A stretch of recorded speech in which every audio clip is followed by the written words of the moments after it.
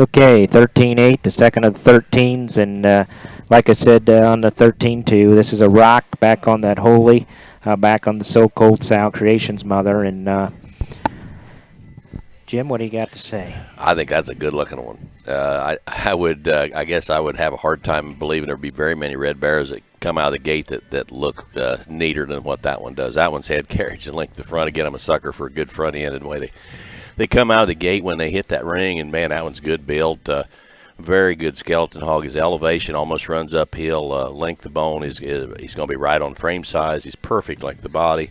His levelness of hip and his flex of his hind leg and be able to get his hock back like he does with that kind of build is another special pig. Again, very repetitive, but I mean, you guys just come here and decide which ones you like. It's going to be very interesting to see how these things pan out. Yeah, I tell you what, there's a lot of choices here at Moyers. I mean, this thing, when it's just cocky. I mean, this one, it came out, it was cocky. It has that elevation of front end, and you don't deviate when you come up front. I mean, again, he drags the rear leg behind him. He still comes around, but a little greener package than maybe his brother was just a minute ago. But, again, very lean, very clean, very unique in terms of its build. And it seems like a lot of times in them red ones, to get them like wild looking with some ripping back, sometimes they'll want to stretch in their length of side, and they'll want to flatten some to get that wow factor.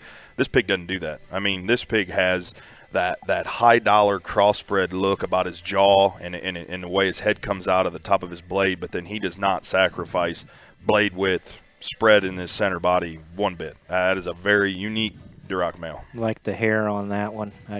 I like the hair out of that creation, that so-called 39.9 sow. You can just know when it goes directly back to that sow.